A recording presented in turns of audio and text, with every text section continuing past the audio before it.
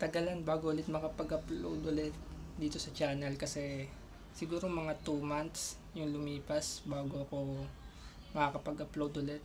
Kasi nga, yung ginagamit kong camera, nag-iisa kong camera which is itong DJI Osmo Action 5 Pro ay nasira.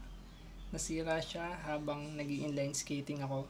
Hindi pa kasi ako masyadong marunong mag-inline skating. So, nung pagtingin ko nun sa likod, sumilip ako sa likod ko nun, na-outbalance ako, hawak ko tong DJI Osmo Action 5. Tapos, nakakabit lang siya dito sa selfie stick. Tapos pagbagsak ko nun, yun, na una kong naibagsak itong DJI Osmo Action 5, wala pa namang protective case to. So nagkaroon siya ng damage. Bali yung na-damage sa kanya ay yung tong screen, yung battery case, tapos may nasira pa sa loob according dun sa DJI Service Center. Share ko na din sa inyo kung paano pala na-repair itong DJI Osmo Action 5 ko. Actually hindi siya ni-repair, pinalitan lang siya ng bago. Pero ang siningil lang nila sa akin is yung cost ng mga na-damage na parts. So inabot siya ng $182.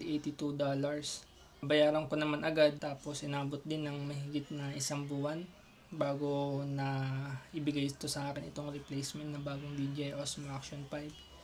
Saan kung pa pala to dinala kasi walang DJI service center dito sa Pilipinas na magre-repair nitong camera.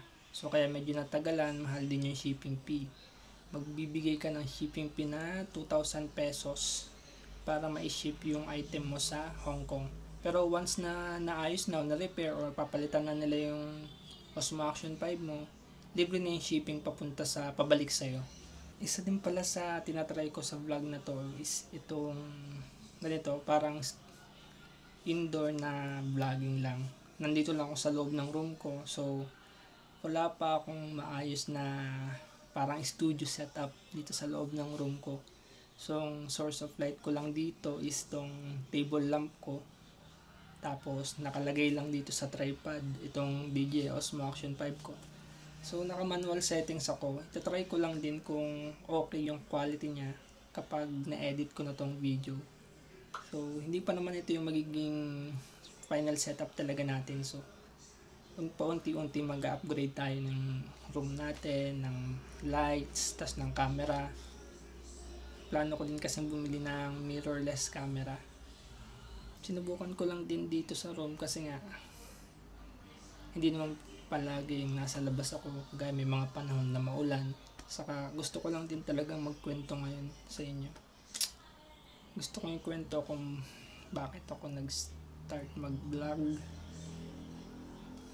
ano yung nag-push sa akin, paano ako napunta dito,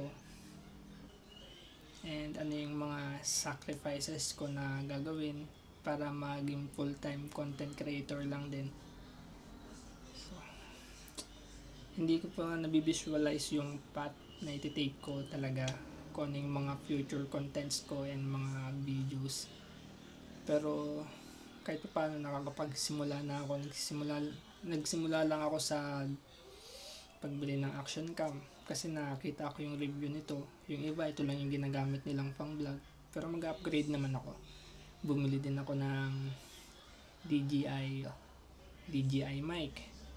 Actually, kabibili ko lang yan. Nag-sale kasi sa Lazada yung DJI mic to nila.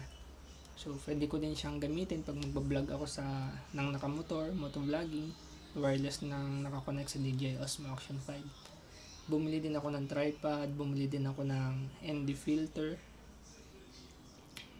para maganda yung makukuha kong footage kapag nagmo-motovlog. Tapos, sa ngayon, yun pa lang yung meron ako. Osmo Action 5 Pro, DJI mic, tripod, ND filter. So, ang goal ko talaga dito sa pagbablog ko is makapag-travel at the same time mag-motovlog, kasi yun naman talaga yung una kong ginagawa nun, mag-motovlog. Hindi lang ako naging full time nun kasi pag may trabaho ka, syempre kailangan mo magpahinga. Halos naubos yung oras ko nun sa trabaho lang din. Kasi panggabi din ako noon, kaya ang hirap gumising ng umaga. Tapos kailangan mo talagang bumawi ng tulog kasi iba talaga yung puyat kapag panggabi ka. Dati din kasi akong nasa BPO company. So simula naman nung nag-work from home, okay naman, hindi ko na kailangan gumising ng masyadong maaga noon, nakakatulog naman ako ng maayos. Pero iba talaga yung pagod pag panggabi ka. Kahit ang tagal ko nang nasa BPO, 8 years yata mahigit, hindi ako nasanay sa panggabi. Grabe ang antok ko nun habang nag-work. Tapos pag umaga, ang hirap nang makatulog. Tapos pag gumising ka, hindi mo alam kung nakapagpahinga ka ba talaga. Ang bigat pa din sa pakiramdam. Yung mga ganong feeling.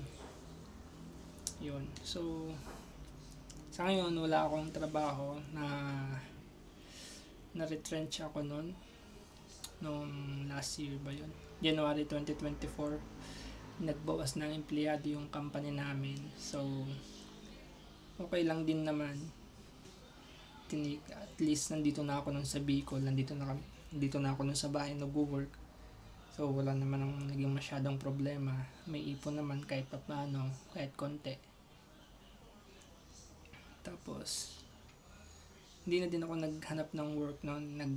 Ginamit ko talaga yung time na yun para makapagpahinga and makatulog ng normal sa gabi.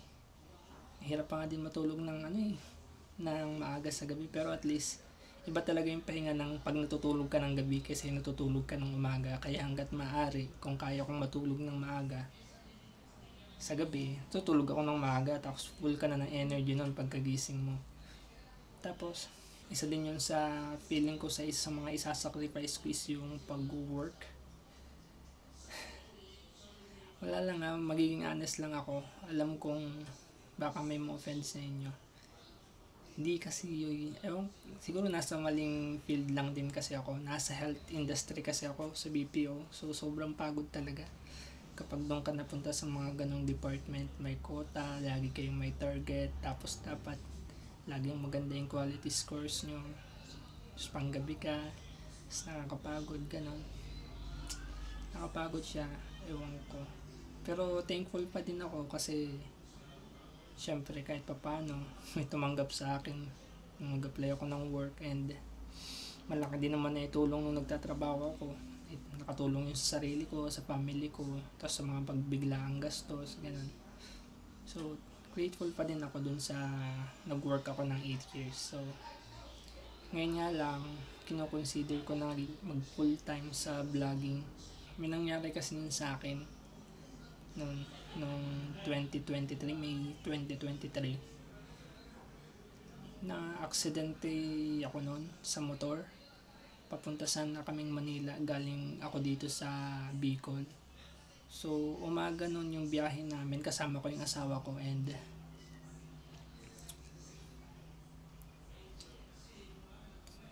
nung papunta na kami ng Manila, habang nagbabiyahe na kami, dumating na kami ng Gumaca, may bumangga sa aming truck. So patawid kami nun ng railroad crossing. So yung railroad crossing medyo mataas, saka alam nyo naman yung road condition dyan sa may bandang Gumaca, Quezon.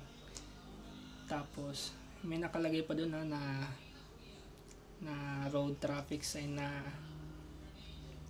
pagdadaan ka ng railroad crossing na stop, slow, listen. Yun yata yun. So habang tumatawid kami nun ng railroad crossing, may bumangga sa likuran naming mabilis na wing van truck siya. Sa kasamang palad na sawi yung asawa ko, tapos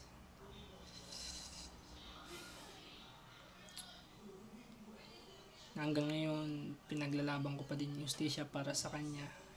Almost magto 2 years na, pero magti 3 years na nga yata. Pero ang hirap pa ding makuha ng hustisya para sa kanya. Kasi napakahaba ng proseso, magastos, gano'n. Simula nung nawala yung asawa ko, parang nawalan ako ng gana sa buhay.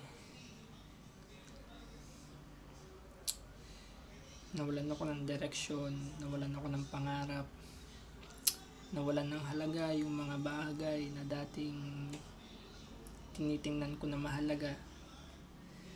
So as in, parang nawala talaga lahat. Hindi ko alam kung bakit pa ako nag-i-exist. Lagi kong tinatanong yung sarili ko. Nawala din yung mga pangarap ko, yung mga gusto ko. Kasi nawala talaga lahat. Parang ang hirap, parang bumabangon ka na lang para huminga. So wala kang purpose, wala kang goal, para kang naliligaw ba? Naliligaw ka dito sa malawak na mundo, wala kang direksyon. Hindi mo alam kung ano yung landas na gusto mong tahaking. Pero ito nga, hanggang ngayon buhay pa naman ako. Hindi pa din naman ako sumusuko kahit sa kabila ng nangyari sa amin ng asawa ko. Sobrang sakit hanggang ngayon nung nangyari sa amin. Tapos ang bigat pa din sa loob. Alam mo yung nagluluksa ka, pero at the same time hindi ka pwedeng manghina. Kailangan mong maging malakas. Kasi hanggang ngayon kailangan mong maging active, kailangan mong mabuhay. Syempre para mabigyan ng hustisya yung asawa ko. Tapos kailangan ko ding maging matatag, bawal lang mahina.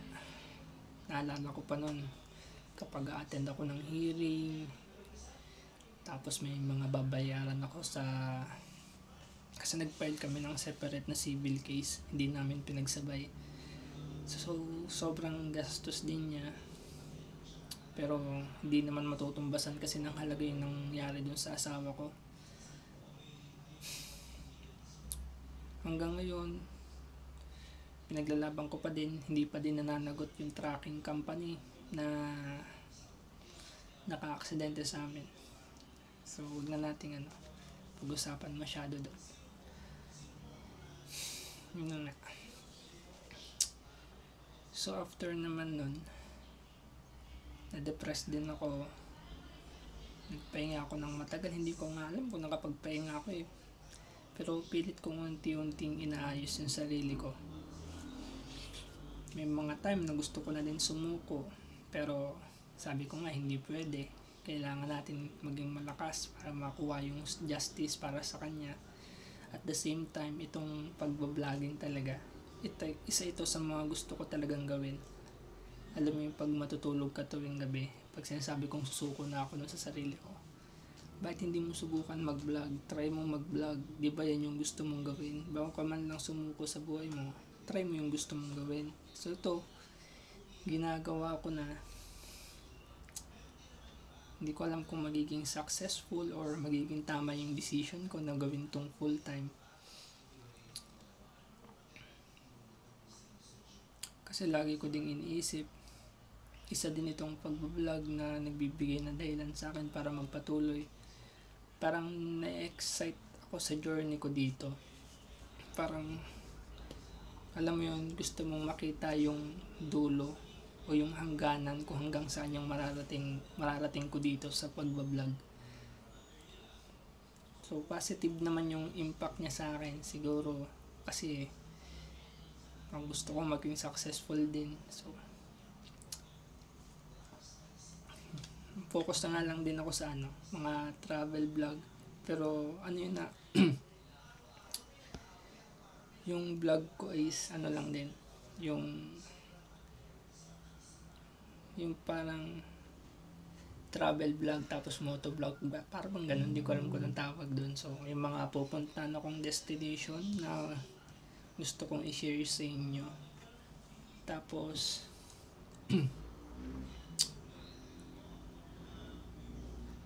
gamit lang din yung motorcycle ko.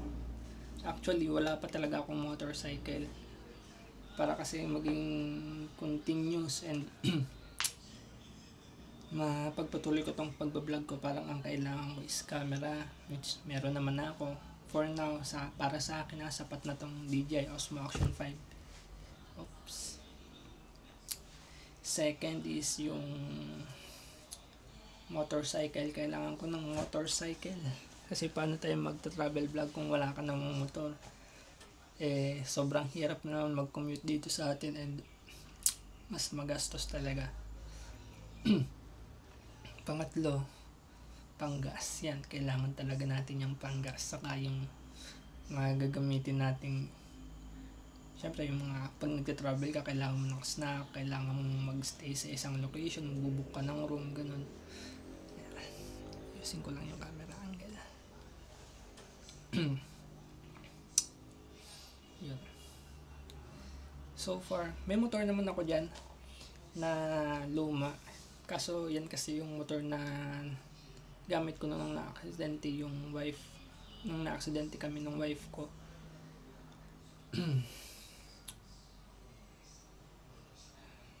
Mix yung feelings kapag ginagamit ko siya.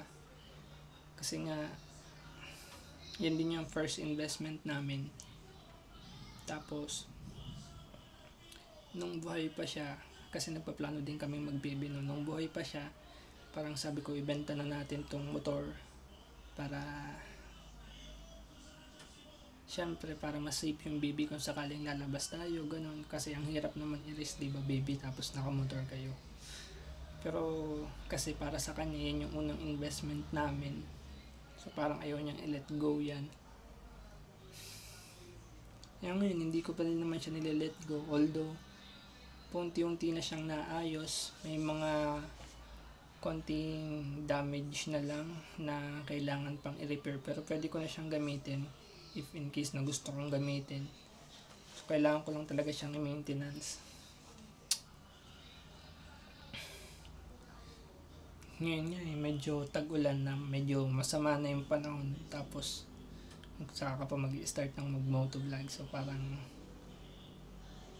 mali na, hindi na naayon yung panahon sa atin. So, pero kahit pa paano, paminsan-minsan uminit pa naman. So, try kong ipilit yung vlog natin dun sa magandang panahon na yun para okay, tapos safe. Kasi mahirap namang magmotor ka tapos maulan. Ang hirap nun, ng hassle, ang pagod, saka haggard nun, tapos delikado pa. Siguro yung mga susunod na content ko is yung malalapit muna dito lang sa amin. Tapos kung saan lang ako makapunta dyan. Pero hindi pa yun yung ano talaga. Parang nag-warm up pa lang. Yung mga malalayong vlog na kagaya dyan sa Legazpi, mga gusto kong puntahan dyan sa part ng Camsur, is paplanuhin ko. Para kahit pa paano maayos kung may di-deliver yung content ko sa inyo. Na-excite na din ako sa mga lugar na mapupuntahan ko and yung masishare ko sa inyo. Masaya naman ako sa ginagawa ko. Fulfilling siya once na nakakatapos na ako ng isang video. Ilang oras mo din kasing i-edit, tapos ilang minutes lang yung i-upload mo. Siguro edit ka ng mga 5 minutes, 5 to 7 minutes, tapos edit mo siya ng mga ilang oras para lang may upload mo. Di siya ganun kadali, pero masaya naman ako sa process, and yung fulfillment kapag nakakatapos ka talaga ng isang video is nandun siya. Nung ilang beses ko sinasabi na excite ako, diba? Sana maging safe din. Tapos yung sa motor ko naman, hindi ko alam kung ipapaayos ko yan or ipaparehistro ko pa, kasi nga tagal ko na din ginagamit, hindi ko na din siya naparehistro, hindi ko na na-renew. Niisip ko na lang bumili ng bagong motor. Kasi yung iba na taong malalapit sa kanya nagre-remind ng trauma nung nangyari sa asawa ko pag nakikita nila yung motorcycle ko. So magkakaiba kami ng pag-take dun sa nangyari. So sa akin naman, kapag gamit ko yung motor ko, yun nga, minsan malungkot, minsan masaya, kasi yun din yung isa sa nagbigay sa amin ng magandang alaala, yung pagmumotor namin gamit yung motorcycle na yan. Pero nandun din yung kakibat niya, nalungkot kasi nga na-aksidente ako gamit din yung motor na yan. Minsan pag ginagamit ko yun, ini-imagine ko na lang na nakaangkas pa siya sa akin, nakayakap pa siya sa akin. Yun nga, pero minsan malungkot, minsan okay naman. Pero pag iisipan ko pa, hindi naman din kasi biro yung bumili ng panibagong motorcycle, saka lalo na wala akong trabaho ngayon. So pinag-iisipan ko second hand, pero titingnan natin kung anong mangyayari. Tapos ko din alam kung pupursu ko talaga yung pag-motovlog, kasi alam mo yun, nandyan pa din yung takot na tuwing lalabas ako ng kalsada, parang nandyan yung takot na hindi na ako makakabalik sa pamilya ko. Sabi ko, baka hindi na ako makabalik tuwing lumalabas ako. Lagi akong nag-iisip ng ganun, natatakot ako kasi alam ko yung lungkot na mararanasan ng mga mahal mo sa buhay kapag bigla kang nawala sa kanila. Parang hindi ko ma-imagine sa sarili ko na nararamdaman yun ng family ko, ng kaibigan ko, ng family ng sa side ng asawa ko. Parang ang bigat. So, sa ngayon, pero yun pa lang naman yung initial plan natin talaga. Hindi muna ako lalayo sa pag-motovlog. Dito lang muna sa amin. Siguro sasama ko lang kayo sa mga quick road trip ko. Tapos pag food trip ko siguro, kasi isa din naman yun sa hilig ko. Tapos unti-unti lang susubukan nating umusad. Alam ko madami pa akong pinagdadaanan, madami pa akong iniisip. Alam ko medyo masakit para sa akin, hindi pala medyo masakit para sa akin yung mag-move forward na hindi nakasama yung wife ko. Kasi yung plano lang naman ang gusto ko, yung plano na gusto niya. Gusto lang namin magkaroon ng family, magkaroon ng bahay, magkaroon ng mapayapa, tahimik na family. Yun lang naman yung pangarap namin. So hindi din biro yung dinaanan namin bago kami maikasal, kasi nga magkaiba kami ng religion. Hindi ko na lang din babanggitin sa inyo kung ano yun, pero dun sa mga nakakakilala sa akin, siguro alam nila yung pinagdaanan namin. Isa din yun sa mga alam yung mabigat na naiisip ko minsan, na ang tagal namin, since high school kaming mag-partner nung asawa ko, tapos kinasal lang kami nung 2022, tapos wala pang 1 year nakasal kami. Yun, naghiwalay na kami.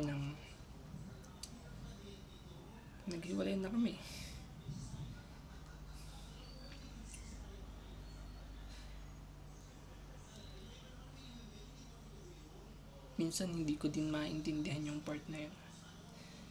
Ang tagal namin kasing pinangarap, tagal namin pinaghirapan yung relationship namin. Hindi naman siguro biro yun. Pinagdaanan namin bago kami, hindi biro yung pinagdaanan namin para tumagal ng ganong katagal. Siguro mga 13 years ata bago kami nagpakasal. So super excited na kami kasi nga titira na kami sa isang bahay, magkasama na kami lagi. Hindi ko na kailangan laging bumisita sa kanila para lang makita siya. Gigising ka, kasama mo na siya sa tabi mo.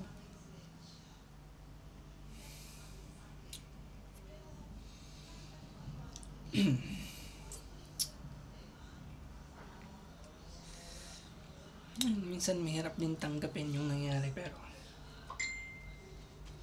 kagaya nga ng sabi ko, masakit umusad ng hindi mo na siya kasama, yung kasama mong mangarap. Naisip ko din naman kasi kung mag-i-stay ako kung nasaan ako ngayon, masasaktan din ako, masakit din. So yung mag-move forward ako, masakit din para sa akin kasi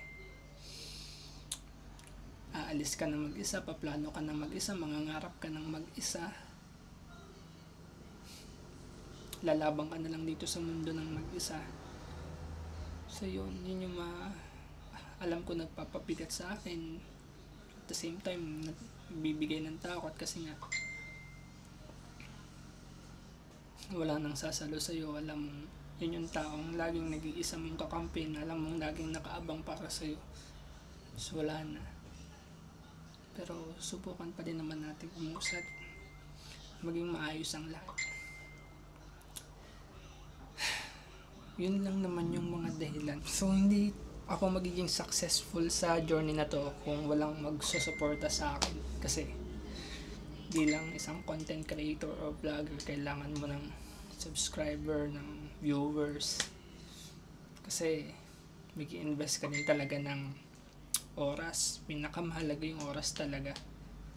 Tapos yung pera, kailangan mo para makapag-travel and magagamitin mo pagta-travel mo. Pero alam ko hindi pa dun yung endgame ko na sa pagmo-motovlog lang, tapos dito lang mga road trip. Gusto ko siyang i-level up. Gusto kong mas makarating sa lugar na malalayo na gusto ko talagang puntahan, na nagbibigay ng excitement sa puso ko. So, paghihirapan natin yun. Kailangan ko din ng suporta ninyo. And if ever naman na magustuhan nyo yung content ko, sana i-subscribe nyo mag-subscribe kayo sa YouTube channel. And sana may sama ko kayo sa mga journey ko. At sana ma-share ko sa inyo kapag nandun na tayo yung vision, na visualize ko yung sarili ko na pag nandun na ako sa punto ng buhay ko na successful na tayo, tapos malayo na yung narating na natin. So hindi na natin sasabihin yun kasi nga nakakahiya, mamaya hindi natin maabot. Pero naniniwala pa din ako na tutulungan ako ng Diyos, tulungan ako ng mga taong gustong sumuporta sa akin. So, ayun, sana marating natin yun, makasama ko kayo at sana mapuntahan ko yun. So yun lang.